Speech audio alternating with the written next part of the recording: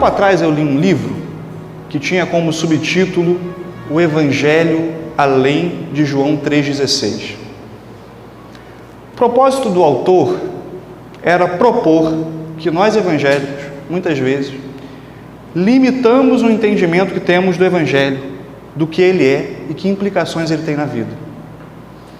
O que ele dizia era que nós temos a facilidade de ver a salvação em Jesus como sendo o todo do Evangelho e esquecemos que o Evangelho causa mudanças necessárias na nossa vida, em vários sentidos.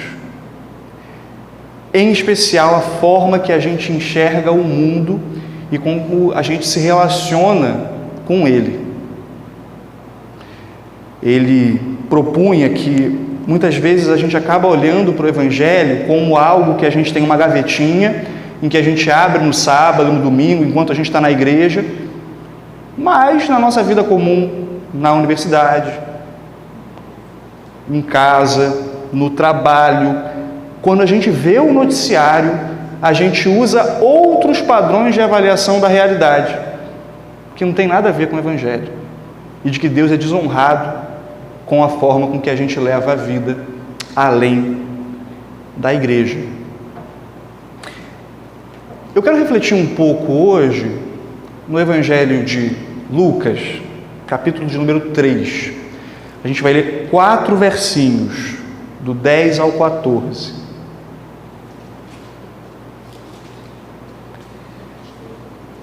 Esses versos vão mostrar para a gente que mesmo antes de que Jesus apresentasse o Evangelho, a ideia de que o Evangelho de Jesus transforma as nossas visões sobre a vida já estava sendo pregada por João Batista.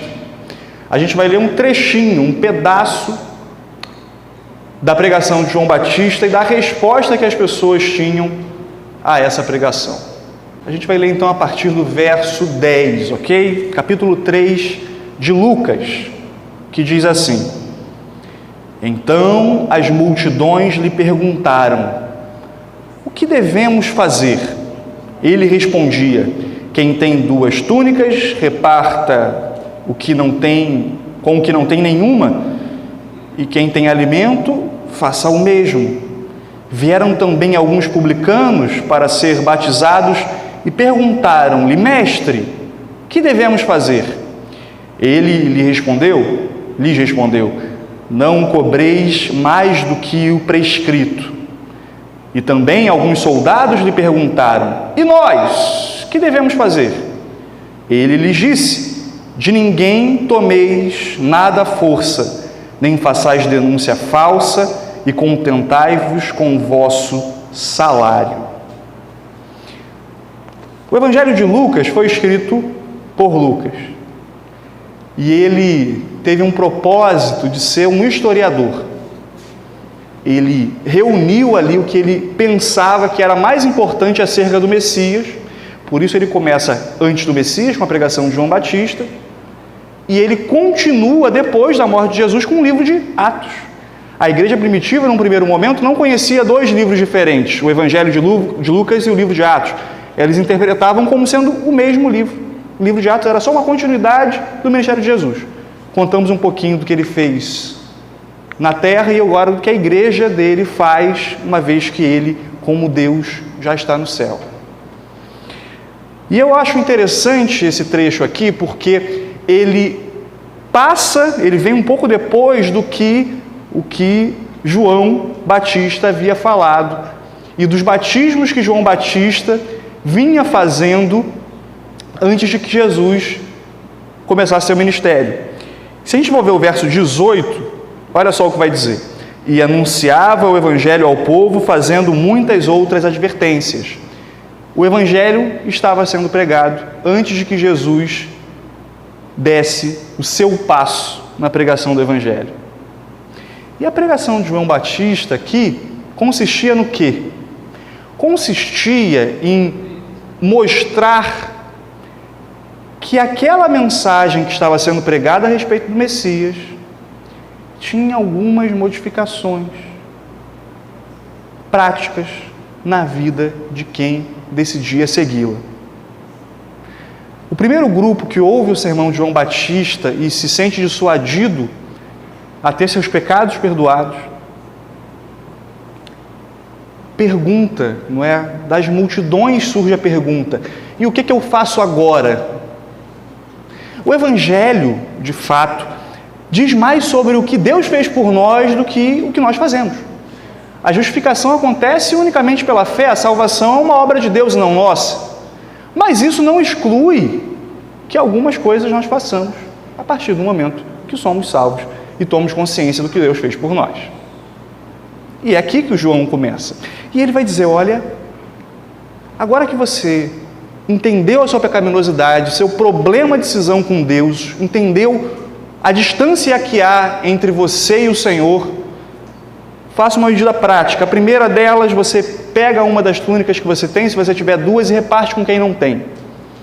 A gente já lê esse texto e vê como sendo uma questão muito radical. Veja, eu tenho só 2 túnicas e eu vou compartilhar com quem não tem, mas eu quero incluir uma informação que piora um pouquinho o quanto esse texto era radical. Na verdade, as pessoas não tinham 2 túnicas no sentido de usar uma e usar outra. Jerusalém é uma região de frio. Aqui as pessoas tinham 2 túnicas para se proteger do frio. O que o texto está propondo não é que quem tem 2 roupas, enquanto uma está lavando, outra está sendo usada. O que ele está dizendo é: se você tem uma camisa e um casaco, doa o casaco. Fica com frio. Mas a necessidade do outro vem antes da sua. É mais importante que o outro seja atendido do que você esteja mais aquecido nesse inverno. Depois ele fala do alimento, diz a mesma coisa, né? Se você tem o básico e a mistura, doa então a mistura para quem não tem nada. É extremamente radical a forma com que esse texto se refere. E nós muitas vezes tentamos fugir da radicalidade de algumas propostas que o Evangelho faz. E, em especial, quando nós falamos dos pobres e das pessoas que sofrem mais necessidades que nós, a gente vai tentando fazer alguns escapes do texto para tentar justificar a nossa falta de ação. E o erro da igreja em relação aos pobres faz com que evangelhos que não são evangelhos surjam.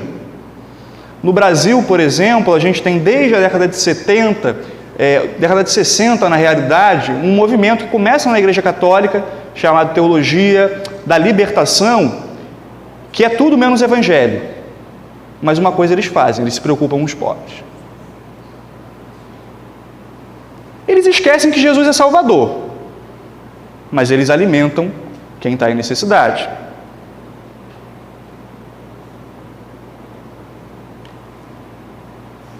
E vejam só, a teologia da libertação, ela criou vários movimentos, inclusive políticos. O Partido dos Trabalhadores, por exemplo, nasce numa escola católica em São Paulo. Foi o erro nosso como igreja de não atender as pessoas que estão em necessidade, que fez com que partidos políticos se levantassem para assumir funções que na realidade pertencem a nós. Precisou que alguém que não crê em Deus, que ignora a dimensão de quem nós somos perante Deus, fizesse alguma coisa para que os pobres fossem atendidos. E eu quero dividir esse texto em 2 partes. E eu vou desagradar públicos à direita e à esquerda. O primeiro tem a ver com o cuidado aos pobres, que nesse debate político aflorado que a gente tem tido, tem sido colocado por muitos como sendo coisa de comunista. E de que na realidade, diz o texto, é o resultado de quem crê e coloca em prática o Evangelho.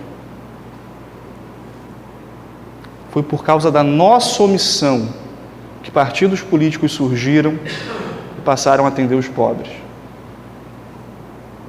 E ele vai dizer no verso 12. Vieram também alguns publicanos para ser batizados e perguntaram-lhe: Mestre, o que devemos fazer? Então lhe respondeu: não cobreis mais do que o prescrito. Os publicanos, você deve saber, eram cobradores de impostos, eram pessoas que trabalhavam agindo para arrecadar para o Império Romano. E aqui surge um outro problema. Os publicanos eram um grupo de judeus que cobravam de seu próprio povo. A relação entre eles, que eram judeus, e o seu povo era muito pior do que simplesmente pagar impostos para o Império Romano. Eles eram odiados porque o seu povo os via como traidores. E aqueles publicanos cobravam muito mais do imposto que deveriam. A questão lá tributária funcionava da seguinte forma: todos os territórios que pertenciam ao Império Romano, eles eram, por assim dizer, sorteados, né? Publicavam lá nos diários oficiais, no ato oficial lá de Roma, quem é que deveria cobrar os impostos. E aí, ganhava quem desse a maior oferta. E essas pessoas ganhavam o direito de fazer o quê? Cobrar os impostos naquela região. Então, esse público que a gente está vendo aqui, o dos publicanos, eram as pessoas que tinham ganhado lá o edital, publicado no ato oficial de Roma, para cobrar imposto. Eles eram não fiscais que pertenciam a Roma, mas eles eram uma estrutura tributária que respondia a Roma, pagando impostos que ficavam muito altos, não porque apenas Roma roubava nos impostos, mas porque eles ofereciam a maior recompensa a Roma e por isso conseguiam o direito de explorar essa região. E, para completar, é o seguinte: se alguém conseguiu esse valor, isso significa que ele vai colocar ainda mais dinheiro em cima, porque ele precisa ganhar em cima do valor que já era alto de Roma. As pessoas que odiavam os publicanos tinham motivos razoáveis.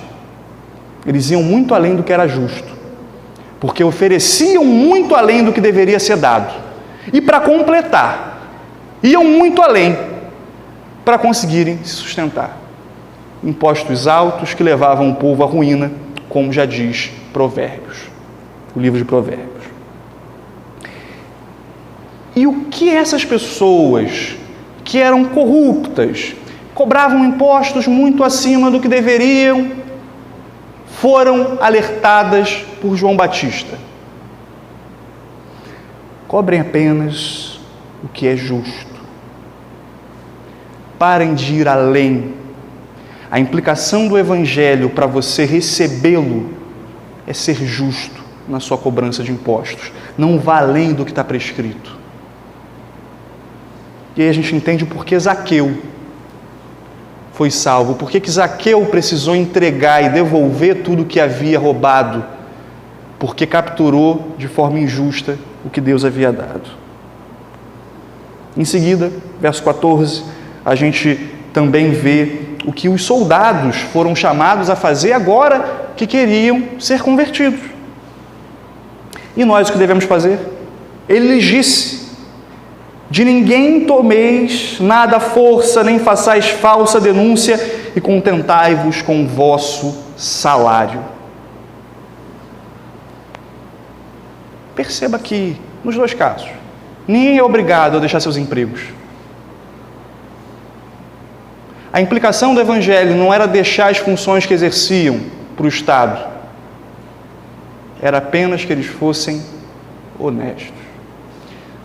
Deus fala hoje a fiscais do governo que desejam se converter, para que eles não peçam um cafezinho.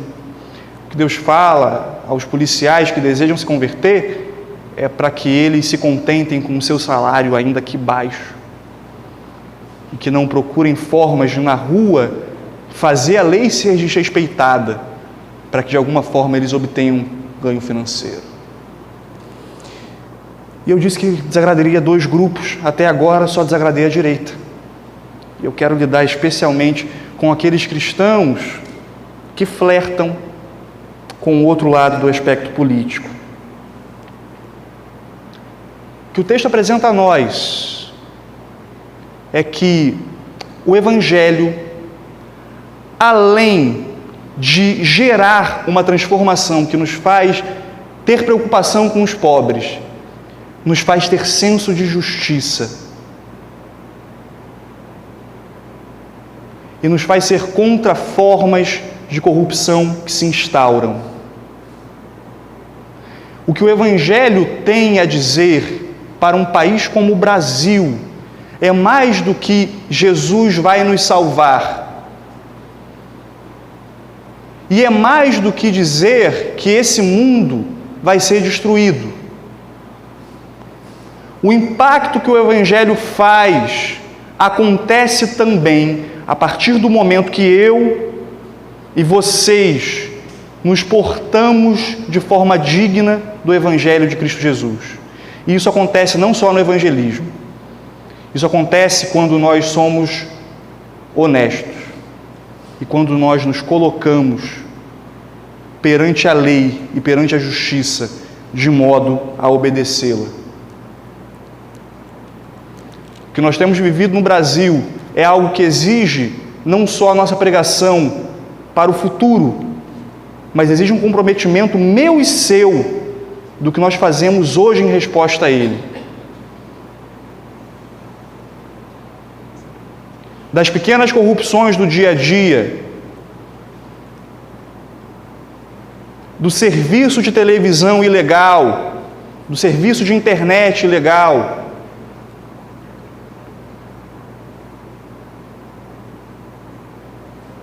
dos pequenos erros que, como cristãos, cometemos por simplesmente ignorar que o Evangelho vai além de João 3,16. A restauração do mundo completa acontecerá quando Jesus vier aqui, quando não houver mais possibilidade de corrupção. Mas hoje, nós somos chamados a agir de modo digno do Evangelho de Cristo Jesus.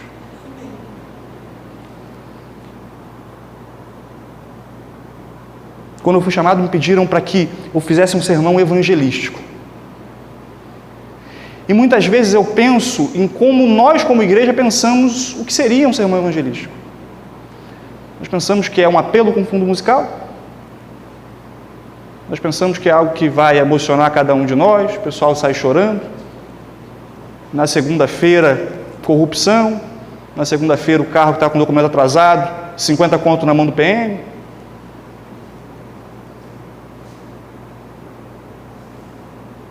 Um evangelho que olha para o noticiário e se vê indignado contra a corrupção e colabora com ela no dia a dia.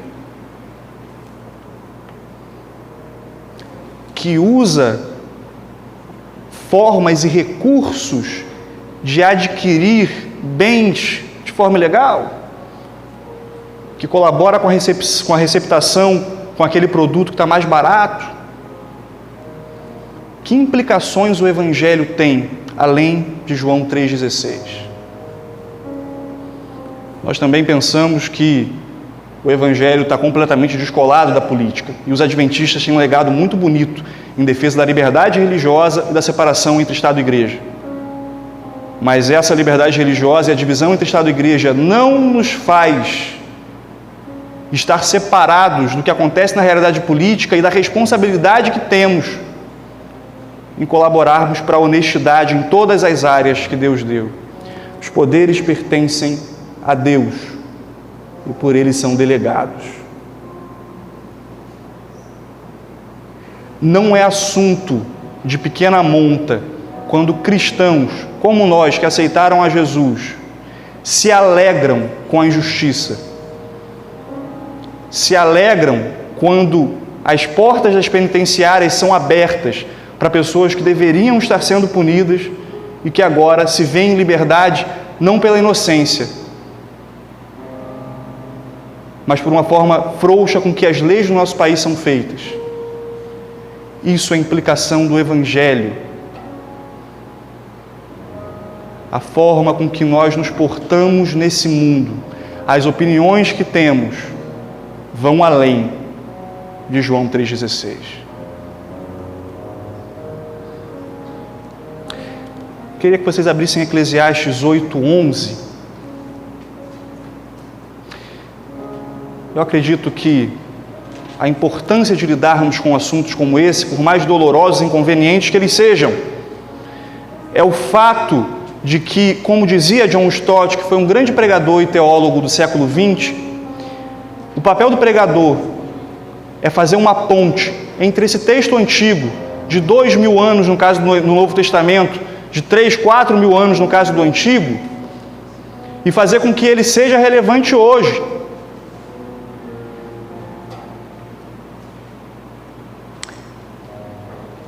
O que esse texto diz? Ele coloca que quando o crime não é punido rapidamente, isso estimula para que as pessoas continuem numa vida de crimes e vivam achando que está tudo bem. A Bíblia tem muito a dizer sobre direito penal, sobre direito processual penal, que no caso são as minhas áreas de estudo.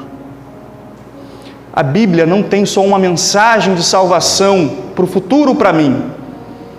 Ela tem o norte, que eu vou precisar seguir como advogado daqui a alguns anos. E ela tem um norte que você deve seguir como cidadão nas urnas nas próximas eleições. Nós não podemos nos alegrar com a injustiça ou acreditar que está tudo bem, que isso é parte do mundo em que a gente vive. E sabem por que eu digo isso? Não é só porque Salomão escreveu em Eclesiastes no Antigo Testamento, mas é porque Paulo, em Romanos, no capítulo 13, fala a mesma coisa. Vejam os versículos 3 e 4 de Romanos 13. Os versículos 3 e 4 de Romanos 13 dizem que a autoridade foi instituída por Deus para fazer justiça e que essa justiça instituída por Deus através do Estado é para fazer com que o criminoso tenha medo. Nós precisamos hoje ter um compromisso de entender que o Evangelho vai além de João 3,16. Que o Evangelho tem implicações práticas no momento em que, como alguns aqui na igreja são advogados, no momento em que, como alguns aqui na igreja são professores de direito, e de que isso faz parte da nossa realidade, de que o Evangelho diz mais de que nós somos amados por Deus, mas de que o Evangelho coloca uma transformação real que dialoga com o mundo e que não está alheia a ele.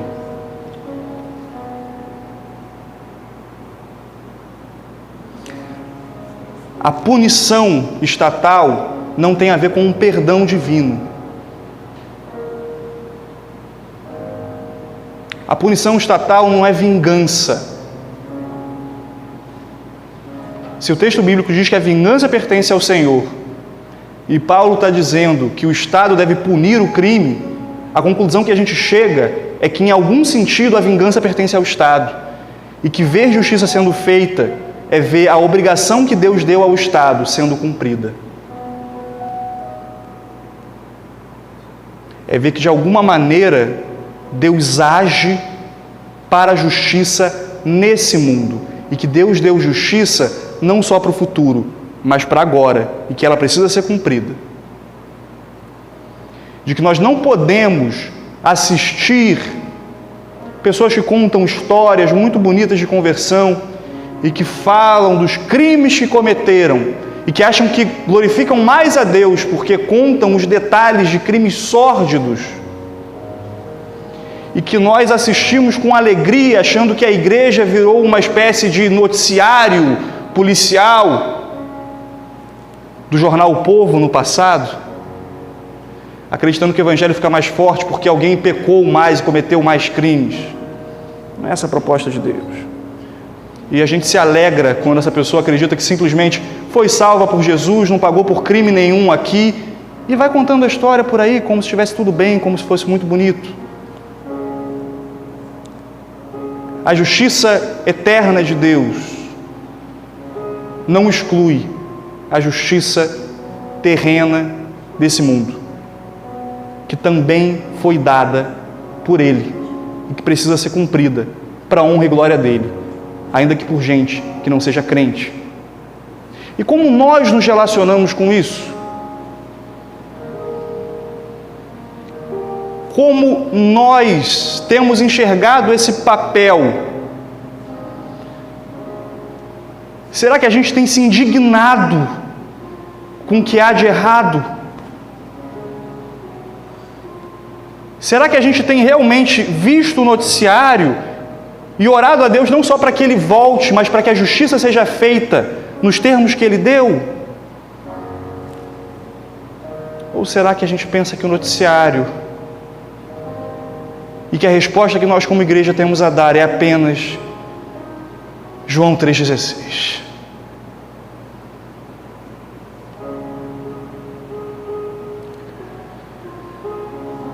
De alguma maneira, irmãos, como diz lá Provérbios, 29, 27,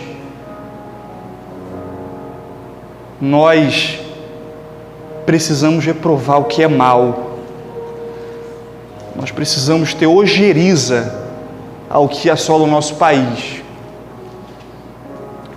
A gente não precisa, como direita e esquerda, estar a favor de políticos criminosos que assaltaram o meu e seu dinheiro, alegres pela impunidade cometida. E a gente também não precisa, como uma direita cega, olhar para os abusos policiais e achar que está tudo bem. A gente não pode olhar para o pobre e achar que não tem nada a ver. O que esse texto mostra para nós é que as classificações políticas não mostram a complexidade do Evangelho na prática. Elas podem até ser boas em algum sentido ou outro, mas o chamado que Deus tem para os cristãos nesse mundo tem a ver com algo que vai além do evangelismo na prática. Tem muito mais a ver do que o trabalho missionário. Ou, ouso dizer, de que a nossa honestidade tem a ver com o nosso trabalho missionário. De que a nossa indignação com a corrupção tem a ver com o nosso trabalho missionário. De que a nossa indignação com a violência policial tem a ver com o trabalho missionário. Esses três públicos são mostrados por João aqui. E para esses três públicos, João diz que o Evangelho, na prática, causa mudanças.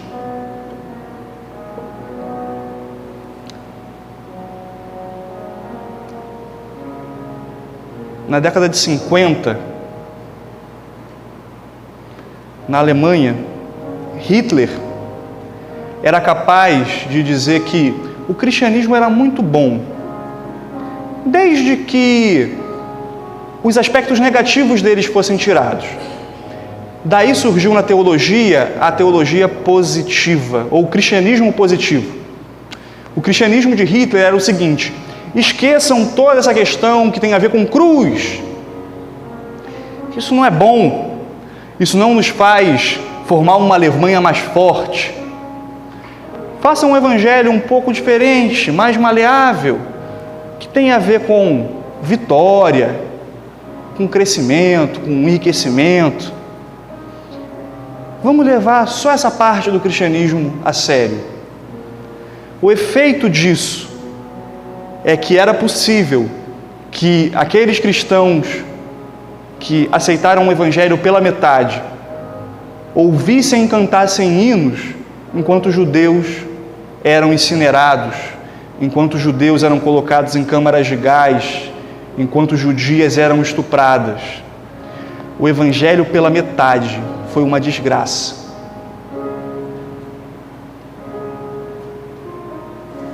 E por que não dizer que a teologia da libertação, que gerou pobreza extrema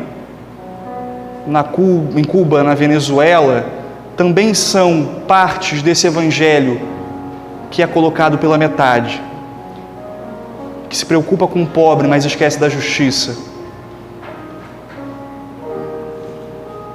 que se preocupa com o pobre, mas não acredita que essa é uma função nossa, mas que coloca no Estado a obrigação de resolver esses problemas. Irmãos, o que esse texto mostra é que nas nossas profissões nós precisamos glorificar a Deus e que o Evangelho tem a ver com as nossas funções. O Elaí tem história sobre isso, né, Elaí?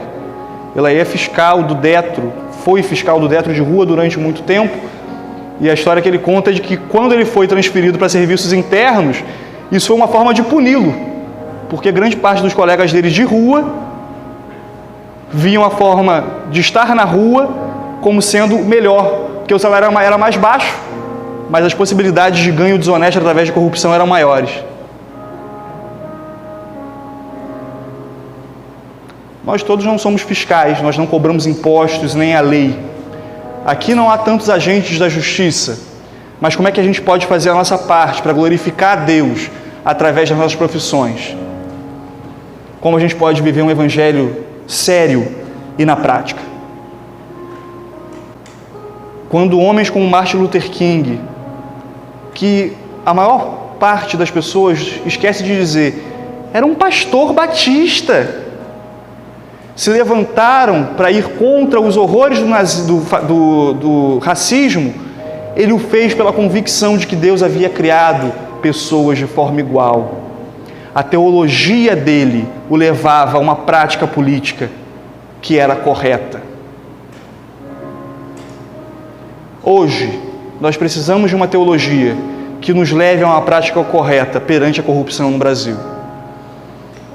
Nós precisamos nos indignar e agir de modo que esse seja um compromisso meu e seu, para que a gente não se alegre e nem veja essa questão como sendo pequena e insignificante. Que a gente não vá para um extremo de um evangelho que vai pela metade, olhando apenas para os pobres, e que a gente não vá para um extremo do evangelho que olha para os pobres e esquece da justiça. Esses dois temas do Antigo Testamento, o horror ao suborno e o cuidado com o pobre, sempre foram vistos no mesmo sentido. A rapidez da justiça também. E a gente precisa orar a Deus pedindo por essas coisas enquanto estamos aqui, para que elas aconteçam, porque essa função, como vimos também em Paulo, é a função do Estado. Como vimos em João Batista, todos nós, em alguma medida, somos chamados a agir de modo digno do Evangelho de Cristo Jesus. Meu chamado para cada um de vocês é que vocês reflitam na seriedade do que é viver esse Evangelho de Jesus enquanto nós estamos nessa terra, de que nós vejamos o Evangelho como algo mais, como algo que vai além do que fazemos na igreja, do que fazemos diretamente para Deus, mas do que nós fazemos perante o Estado, e como votamos, e como oramos, e como olhamos para o noticiário. Reflita em tudo isso. O consumismo da fé representa aquelas pessoas que elas não têm nem tanto nada contra a igreja, mas ao invés de elas fazerem parte de uma igreja e carregarem e cumprirem com todas as dificuldades que, enfim, fazem parte de fazer parte da igreja, elas preferem aproveitar o melhor dos mundos em todas as igrejas pelas quais elas podem passar. E esse sujeito não se vê como parte da igreja de Deus, entendendo que ele não está aqui apenas para ser servido, mas ele está em especial para servir aos outros.